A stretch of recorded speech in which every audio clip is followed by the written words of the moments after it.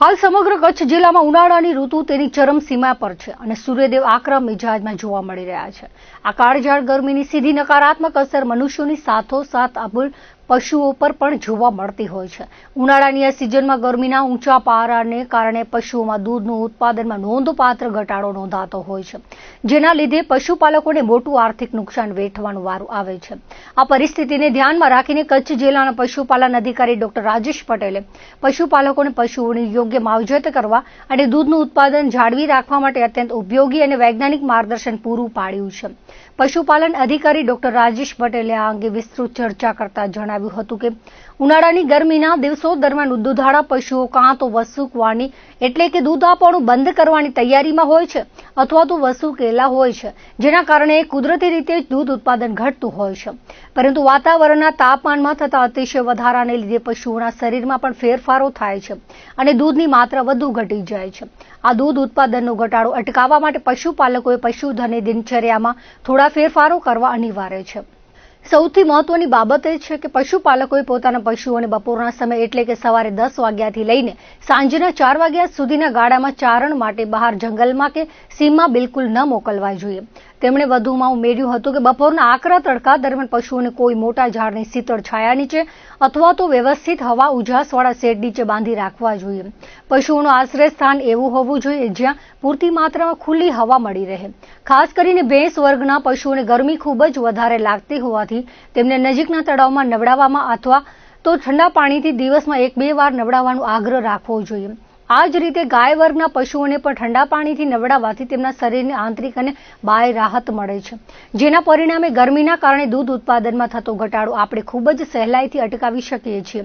ગરમીના દિવસોમાં પશુઓના આહાર અને નાના બચ્ચાઓની સંભાળ અંગે માર્ગદર્શન આપતા ડોક્ટર રાજેશ પટેલે જણાવ્યું હતું કે આ દિવસોમાં પશુઓને બને તેટલો વધારે પ્રમાણમાં લીલો ચારો ખવડાવવો જોઈએ।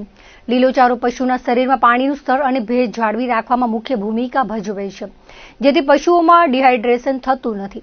આ ઉપરાંત ઘેટા બકરા જેવા નાના પ્રાણીઓ અને પશુઓના નાના બચ્ચાઓને પણ આ જ રીતે સૂર્યના સીધા તાપથી બચાવીને ઠંડકવાળી જગ્યાએ રાખવા જોઈએ અને તેમને પણ બપોરના સમયે ચરાણ માટે જંગલમાં ન મોકલવા જોઈએ।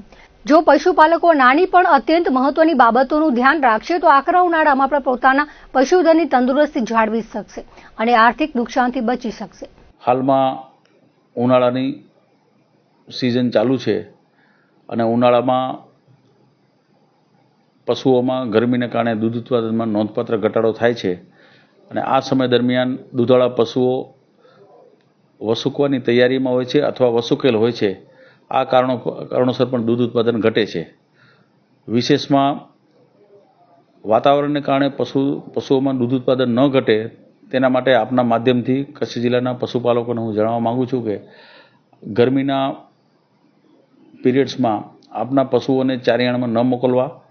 10 વાગ્યાથી કરી અને 4 વાગ્યાની વચ્ચે પશુઓને ઝાડ નીચે અથવા શેડની નીચે રાખવા અને ખુલ્લી હવા ઉજાસ મળે તેવું વ્યવસ્થા કરવાની। ભેંસ વર્ગના પશુઓને નજીકના તળાવમાં અથવા નવરાવવાનો આગ્રહ રાખીએ। ગાય વર્ગના પશુઓને પણ ગરમીમાં ઠંડા પાણીથી નવરાવવાથી એને શરીરને રાહત મળશે અને દૂધ ઉત્પાદનમાં ઘટાડો આપણે અટકાવી શકશું। વિશેષમાં ગરમીમાં વધારે પડતું પશુપાલકો લીલોચરો ખવડાવે, જેના કારણે પશુના શરીરમાં પાણીનું પ્રમાણ જળવાઈ રહેશે અને દૂધ ઉત્પાદન આપણે ઘટાડો અટકાવી શકશું। નાના પ્રાણીઓને પણ આ જ રીતે ઠંડકવાળી જગ્યામાં રાખી અને બપોરના સમયમાં તેમને જંગલમાં ન મોકલવાનો આગ્રહ કરું છું।